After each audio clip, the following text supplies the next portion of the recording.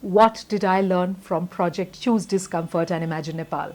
If you want to find out, watch this video, video number 14, perhaps the final video of this entire series.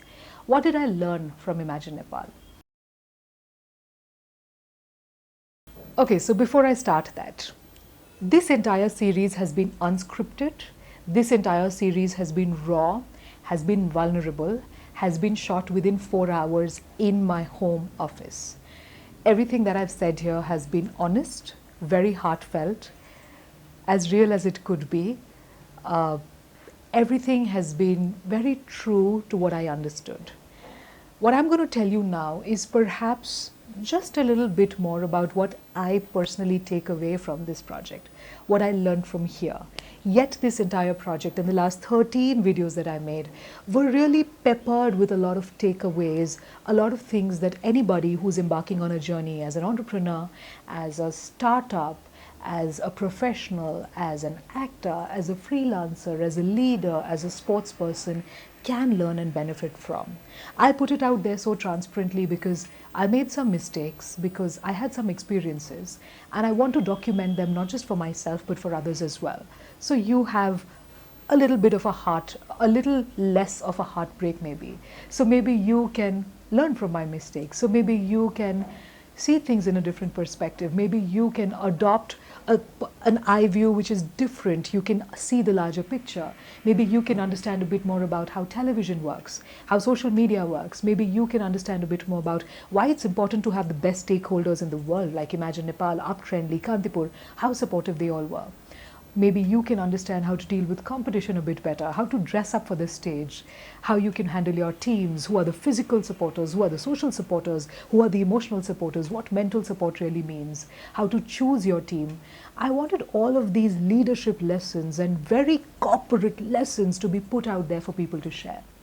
But at the end of this, I realized that the main things I learned are 3 things. And these are not 3 things that I learned. These are 3 things that I always knew, yet this project has reiterated my belief. Yet this project has reinforced that what I believed all along was true. And these 3 things are: number 1, for me personally as a person, ethics and loyalty is above skill. That's just who I am. You may not be the most skilled person, yet you are loyal. Yet if you're ethical, I will always hold you in higher regard. That's number 1. Number 2, communication and transparency is super important. I'm a communications coach. I treasure, cherish, respect, and value open, transparent communication. As a person, that's just who I am. I feel that if you want to be successful in any field, you need to have a group of people with whom you can communicate without a filter, with whom you can be yourself. You need the Sujita Busnets of the world. You need to have the Sahils of the world, people you can call up in the middle of the night. You need to have people like my brother Shrivar.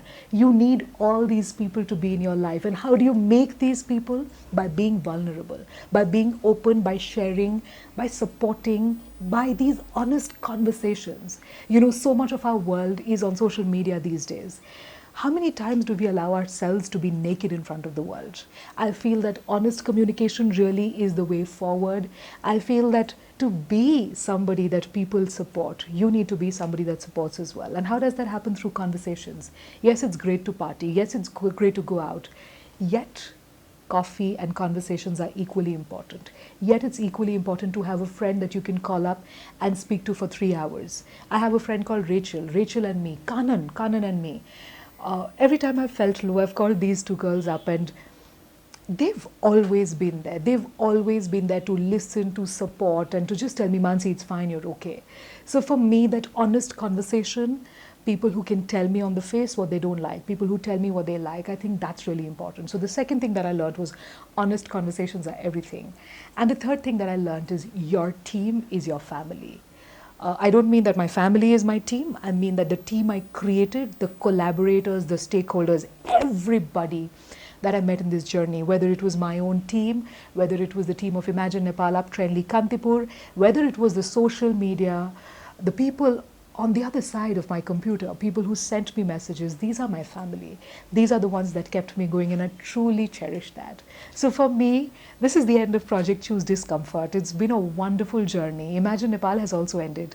It's been a great, great, great journey. I've been as honest as I could, and I realized that these three things have been my biggest takeaways. I always knew them, but this project reiterated this fact for me. Number one, ethics over skill for me personally. Number two, open conversations, support is everything. And number three, your team is your family. People around you that support you, that are by your side, become so dear, so important to you. Try to be a cheerleader every time you can. On that note, here is the end of Project Choose Discomfort. It's been a wonderful journey of 14 episodes. While I have shot them on this chair in one day in my home, a lot of thought, a lot of processing, a lot of information has gone into making this entire project, whatever it has been. More than anything else, I would love to thank everybody that's been a part of Imagine Nepal, the content creators, all the stakeholders at Uptrendly, at Kantipur, at Imagine Nepal itself, my team, you guys are the best, you know this, as well as my family and my social media family that has been there supporting me throughout the way. I've been as honest as I could, and I hope that I've added some joy into your lives. Whether I have or I haven't, I don't really know, but here's what I can tell you from the bottom of my heart. You all have added a lot of joy to my lives, and I'm eternally grateful. Thank you.